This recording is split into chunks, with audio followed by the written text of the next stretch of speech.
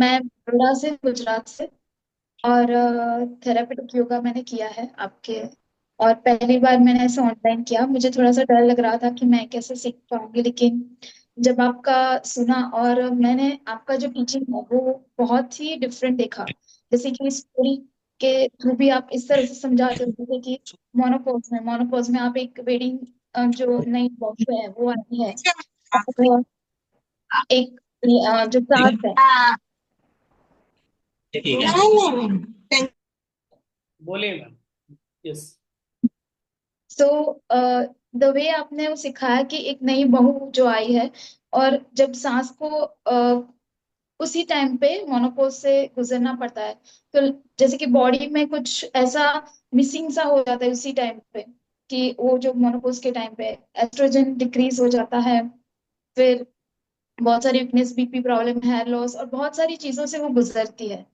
तो उस वक्त हमें पहले से ही केयर करना चाहिए, जैसे कि प्रेग्नेंट लेडी है तो उसको के लिए सब मिलके डिसीजन लेते हैं और समझते हैं। तो इस सिचुएशन में भी ऐसा करना, जो क्यों क्रैंकी होती है, क्यों उनके नेचर में चेंजेस आते हैं, क्योंकि एक तो अपना बेटा जा रहा होता है और ऊपर से वो उस सिचुएशन से जा रही है।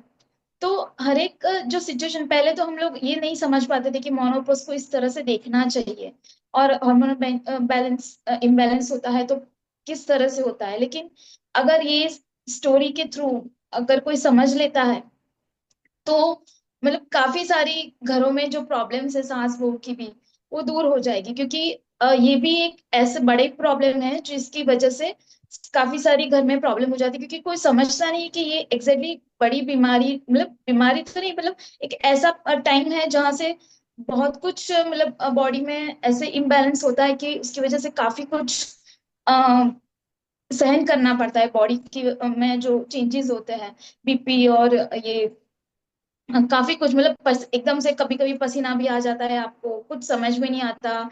और इरिटेशन होता है, काफी कुछ ऐसी चीजें होती है कि जो आप नहीं चाहते हो फिर भी वो बोल देते हो, आप नहीं चाहते हो फिर भी वो आप सिचुएशन को हैंडल नहीं कर पाते हो।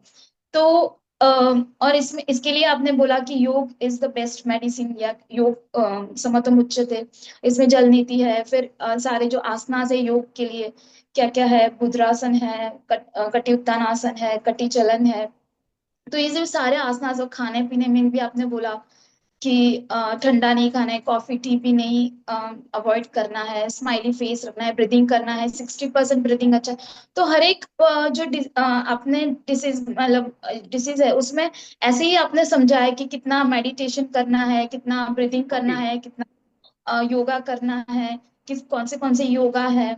और द वे आप जो सिखाते हो, मतलब इट्स अमेजिंग। मैंने वाईटीटीसी किया है, मेरे में एनाटॉमी था, हमारे में आयुर्वेदिक का भी था, लेकिन इस तरह से जो क्लेरिफाई आपने किया है, मतलब एक ही बार में, एक ही मैंने वो सुना, और उसमें मोनोपोज के लिए इतनी नॉलेज मुझे एक ही बार में मिल गई, मुझे पढ़ाई की भी इतनी जरूरत नहीं पड़ी।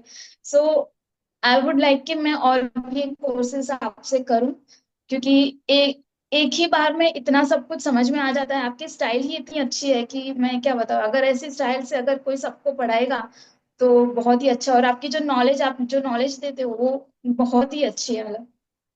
सो थैंक यू सर, कि मतलब okay. I am very grateful कि मैंने आपसे सीखा। बहुत अच्छा एक्सपीरियंस